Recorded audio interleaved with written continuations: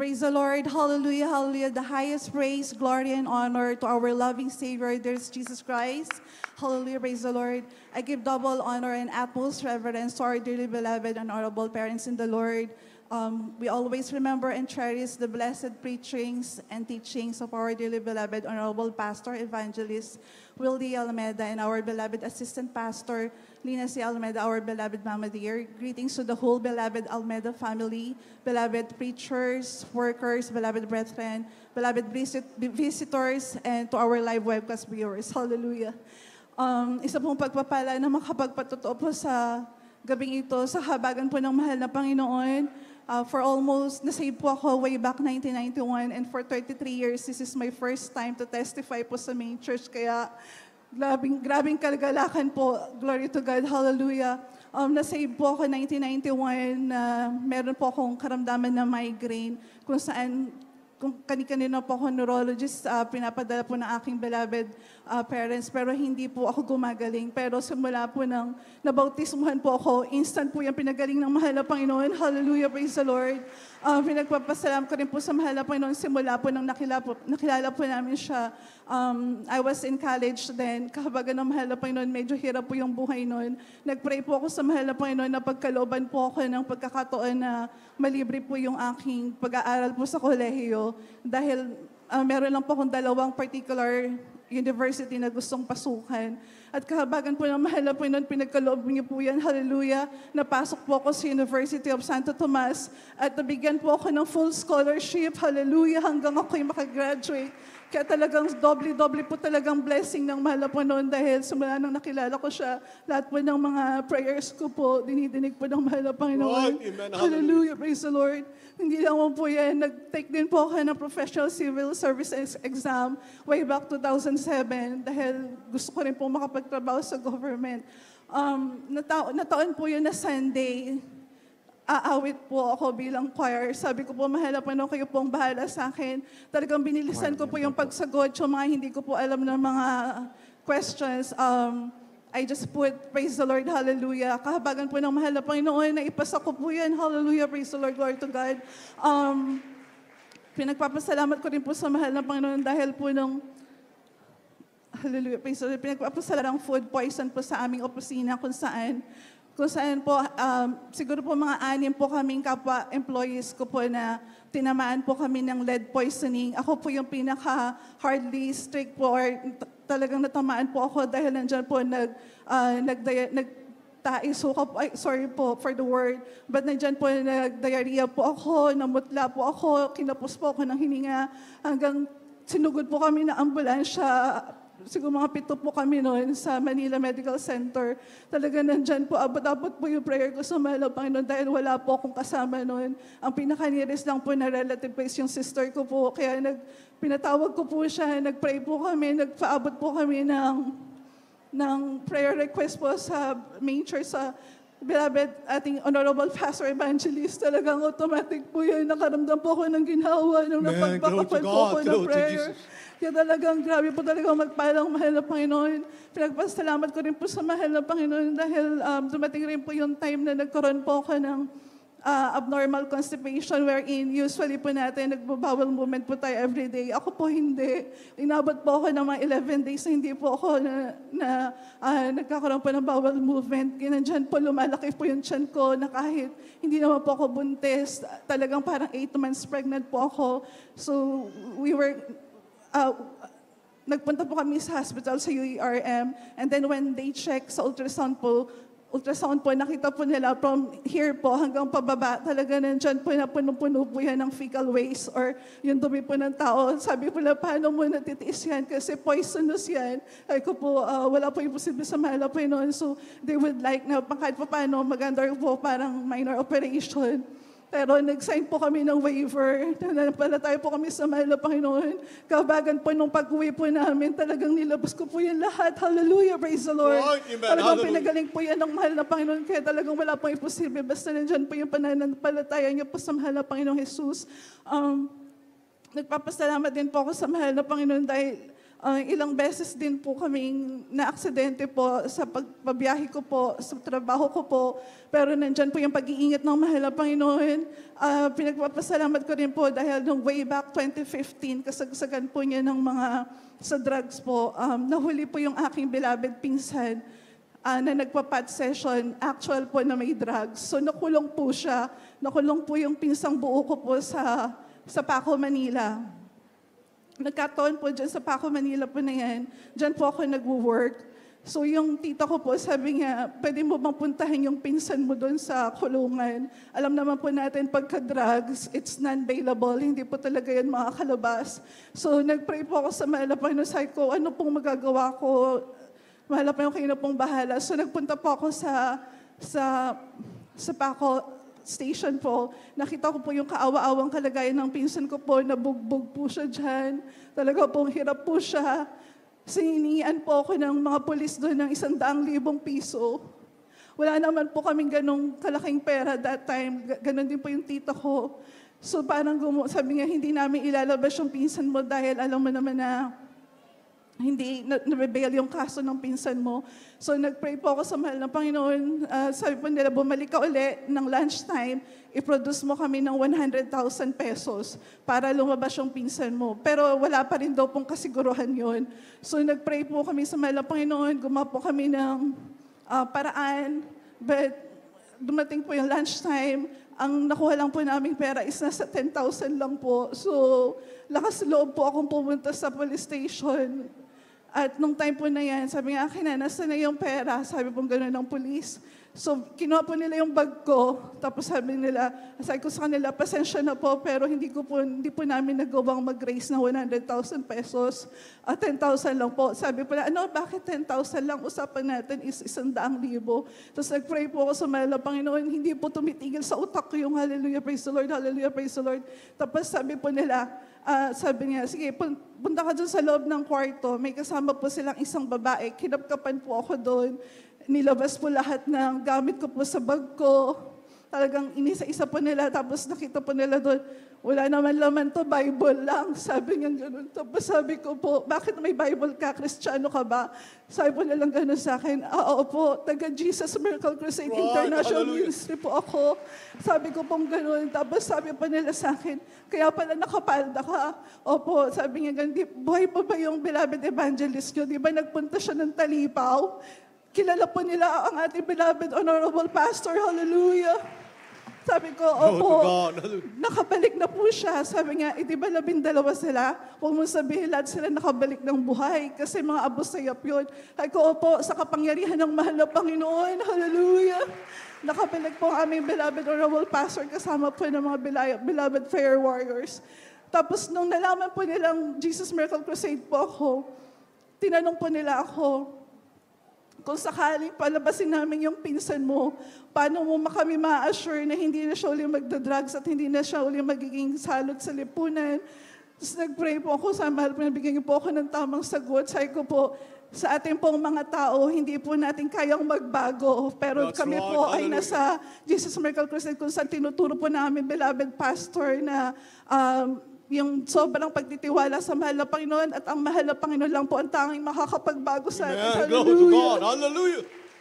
Yun po yung sinabi ko sa kanila, parang na-satisfied po sila dun sa answer ko. Tapos sabi po nila sa akin, sabi nila, sige, tanggapin na namin yung 10,000 mo, makakalaya ang pinsan mo. Hallelujah. Praise the Lord. Hallelujah. Sabi po ng police, sabi, pasalamat ka, taga Jesus Miracle Crusade ang pinsan mo. Kung hindi, bulok ka dito sa kulungan. Hallelujah. Kaya naging kapamaraanan po yan para masave po yung beloved pinsan ko. Nagpabautismo po siya. Kaya gaano po talaga kadakila ang ating mahal na Panginoon. Hallelujah. At we are blessed dahil naturuan po tayo sa tamang pananampalataya ng ating beloved parents in the Lord. Hallelujah. Hallelujah. Praise the Lord. Pinagpapasalamat ko rin po sa mahal na Panginoon dahil just recently lang po, October 8 po, sakto birthday rin po yan ng kapatid ko po sa abroad. So, imbes po sana na natutuwa po kami, may nangyari po kasi hindi okay. Noong October 8 po niyan, October 6 po yun, 6, ganyan, Sunday, okay naman po yung beloved son ko po. okay naman po siya, wala po siyang sakit. Kinalunisan po, bigla na lang po siyang nagkaroon ng karamdaman. Bigla na lang po siyang nilagnat ng mataas na hindi po bumababa yung lagnat niya. Simula po nang nasave kami, hindi na po, pinipili po namin, hindi po kami mag-take ng medicines or anything. We are really practicing what we are being preached for. Hallelujah. Kaya talaga po, nagpipray lang po kami, nanalangin po kami sa mahal na Panginoon. Pero nung Tuesday po ng gabi, nag-persist po yung lagnat niya simula Monday hanggang Tuesday. Tapos dumadaing na po siya ng sakit ng ulo ng Tuesday. Tapos ang Tuesday po ng gabi, hindi ko po malamang after po namin siyang nilehas para po mawala yung sakit niya. Bigla na lang po siyang hindi na po kumilos. Buti po nabalikan ko siya. Yung po pala, wala na po siyang pulso. Hallelujah. Dahil lang po na parang biglaan po. Yung beloved son ko, 3 lang po yung anak namin. Wala na po ako ng panganay na anak when she was 4 years old. At sa tabi ko rin po yung nawala. Kaya yung the pain of losing someone you love is really painful. It's really, you can really not take the pain. So, nung time po na yan talagang tayo ko, Papa, si Harvey, hindi na kumikilos. So, nag-pale po yung balat niya, namutla po siya, nagba-violet na po yung lips niya. Sinay po namin siyang kahit pa paano i-revive, pero to no avail po talaga, hindi po talaga siya na-revive. So talaga ng time po niya, nagpe-pray po ako sa mahal na Panginoon na wag po munang kunin yung beloved bunso po namin. Talaga nandyan po kasi 24 years old na po siya. Ayoko na rin pong mawalan pa ng anak. Kaya po ng time po na yan, iniisip po namin kung ano pong gagawin namin kasi umaandar po yung oras, hindi po siya humihinga, walang any sign ng buhay. Naalala ko po yung mga napapakinggan ko sa gawain na nire-revive po yung mga nawawala ng buhay sa kabagan ng mga Panginoon. Kaya tinanong po kay beloved husband ko, Mama, anong gagawin natin? Sabi ko, Papa, ilabas natin si Harvey dito. Napag-desisyonan po namin, dalhin po siya sa pastoral house. Hallelujah. Dito po sa Manila. Talagang nandyan po, mahal na Panginoon, yung pagsusumamo ko dahil talagang, alam niyo po, yakap-yakap ko po yung anak ko. Tapos umiyak ako. Sabi ko, mahal na Panginoon, I have seen all your miracles. I have seen all the good things that you have given to us. Ngayon pa po ba ako magpa-falter? Sabi ko, mahal na Panginoon, wag po muna ang anak ko. Sobrang po talaga yung agonizing ko po na wag pong kunin yung beloved son ko. Habang on the way po kami papunta dito, hindi po talaga siya hanggang nag-cast out na po kami. Demonyo ng kamatayan, umalis ka sa pangalan ni Jesus. Hallelujah. 2 po kami na beloved husband ko po. Tapos ay mahal na Panginoon, lagi po kami dadalo. Lagi po kami magpapatuloy kami magpagamit sa mahal na Panginoon. Talagang kung 100% ginawa po namin, 200% po yung pananampalataya namin sa mahal na Panginoon. Nandiyan po, bigla pong sumihap yung anak ko. Sabi niya, Mama, hallelujah. Sabi niya, Mama, mapahingi ng tubig. So, nung time pa niya, sobrang pa talaga yung sabi ko, thank you, there is Jesus. Thank you, there is Jesus. Hallelujah. Talagang pong wala pong imposible sa ating mahal na Panginoon dahil ang Diyos sa pinaglilingkuran natin ay buhay. Hallelujah. Amen. Hallelujah. Tapos ang time niya, sabi niya, Mama, bakit ka umiiyak? Sabi ko, anak, hindi mo ba alam ang nangyari? Sabi niya, nakikita niyo po pala kami na umiiyak. Yung po pala para yung spirit niya po, nakikita niya po kami ng papa niya. Sabi niya po, bakit po kayo umiiyak? Mama, bakit po kayo umiiyak? Nandito lang po ako, buhay po ako. Amen. Hallelujah. Yung inaano po ng tinesting mo naman na pananampalataya namin on how far we would go with our faith.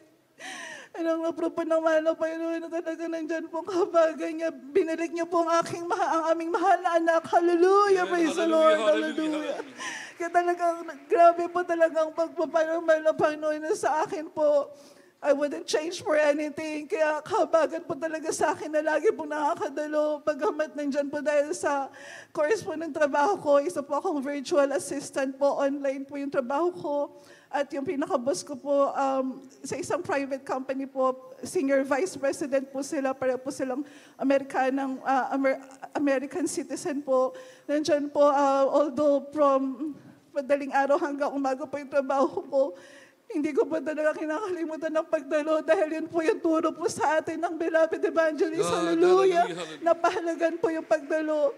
So, sa mahal na Panginoon po lahat ng kalakasan, kaya talagang po nagpapasalamat po sa mahal na Panginoon dahil pinag-pray ko rin po yung trabaho na yan. Wala po talaga imposible sa mahal na Panginoon. Kung ano po yung pinag-pray ko sa mahal na Panginoon, kasi noong time po na yun, 2020 po, nawalan po ako ng, lumipat po yung company po namin ng Batangas.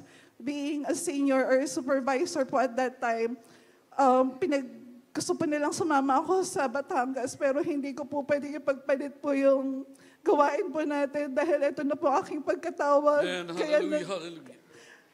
Ako po 45 years old na po halos at that time. So parang nandun po yung fear, paano po ako after, kasi sa atin nung pong Pilipinas mahirap po, pero pag po pala nasa gawain ka at ang backer mo po ay mahal na Panginoon, wala pong imposible. Hallelujah. Hallelujah, hallelujah. So I prayed for a job. Sabi ko, mahal na Panginoon, ano po ako, parang definite po yung gusto ko. Gusto ko po online, gusto ko po VA, gusto ko po madaling araw po yung trabaho ko para nakakatid po ako ng gawain. Lahat po yun, pinagkaloob ng mahal na Panginoon. Hallelujah. Glory to God. Hallelujah. Kaya sobra po talagang magpalang mahal na Panginoon. At pinagpapasalamat ko rin po sa mahal na Panginoon. Just last Monday lang po, yung panibagong pagpapala po ng mahal na Panginoon sa akin. Siguro po dahil sa lagi po akong nakaupo dahil yan po yung trabaho ko. Wala pong masyadong physical activities. So, minsan nung napayuko po ako, nung biglang pagyuko po ng ganyan, yung parang maling kilos, bigla pong nag-snap po yung pinakagulugod ko po dito sa likod. Napakasakit po talaga, grabe. Kasi nakatayo po ako na bigla po akong bumaksak. Tapos yung unang praise the Lord, na pag ganun po ako, tapos hindi po ako makalakad. Parang mas masakit pa po siya nung nanganak po ako. Tapos talagang feel ko po yung pain sa buto ko, napakasakit po talaga. I cannot describe yung words po enough to para po yung kirot, yung sakit. Hindi po ako makalakad, hindi ako makakilos, hindi ako makatayo. Talagang totally, I was helpless. At sa atin po bilang choir, yung nandun po yung takot ko sa ibig ko, mahal na Panginoon, wag naman po. Dahil yung pag-awit ko po, nandyan na po yung puso ko, nandyan na po yung buhay ko. Hallelujah. And hallelujah, hallelujah. Nang time po na yan, talaga hindi po ako makagalaw for Monday, for Tuesday, hindi pa na po ako makagalaw. Nagpe-persist pa po lalo yung pain kasi parang feeling ko po na talaga natamaan po yung pinaka-gulugod ko po, yung spinal column ko po. Talaga nandyan po yung pagpe-pray po namin. Dumating po yung point ng gabi na po yun ng Tuesday, hindi po ako makahinga. Siguro sa sobrang pain na po, hindi po ako makahinga, nanlalata na po ako, nangihina na po ako. Tapos feeling ko palang mawawalan po ako ng lakas. Talagang nandyan po, nilihas po ako ng aking beloved husband, ng aking mahal na anak. Sa unang panalangin ng ating beloved honorable evangelist. Hallelujah! Nilihas po nila ako after po ng mahal na po. Talagang nakaramdam po ako ng lamig na gumapang sa akin. Tapos sabi niya, anak, lumakad ka. God, hallelujah, hallelujah, hallelujah. Sabi po ng tinig, anak, lumakad ka. Sabi ko, tumututol po yung isip kasi kung mahal pa na parang imposible ata yun kasi hindi nga ako makatayo, hindi ako makagalaw. But I trust Him. Amen. Hallelujah. Talagang nilakad ko po unti-unti, gumabay po ako unti-unti. Sa gulat na lang po ako, nakakalakad na po ako. Amen. Hallelujah, hallelujah. Talagang instant po yung pagpapala ng mahal na Panginoon. Basta you live up to your faith. Ipakita mo po, makikita ng mahal na Panginoon, sincerity po, nandyan po talaga yung pagbibigay niyo ng kaginhawaan sa'yo. Kaya talagang glory to God po talaga. Hallelujah. Kaya nakumatid po ako ng Wednesday, ika po ako. Pero ngayon, mas nararamdaman ko na po yung ginawa. Kaya hallelujah, glory to God, hallelujah. the highest praise po talaga sa mahal na Panginoong Jesus. Hallelujah. Kaya wala po talagang kalugihan ng paglilingkod sa mahal na God, amen. Panginoon. Hallelujah. It will always be a blessing and a blessing indeed. Kaya wag po tayong maghihinawa anuman pong mga pagsubok dumating sa buhay natin. We just have to remain steadfast with our faith and be firm, be constant. Don't falter. At sundin lang po natin lahat po ng mga tinuro ng ating beloved parents in the Lord, and we will not go wrong. Hallelujah, hallelujah. Lahat po ng pakapurihan, kapasalamatan ay sa ating pinakamamahal na Panginoong Jesus po lamang. Amen. Praise God. Purihin po ang ating pinakamamahal na Panginoon. Purihin po ang ating dakilang Diyos sa pinagpalang patotoo ng ating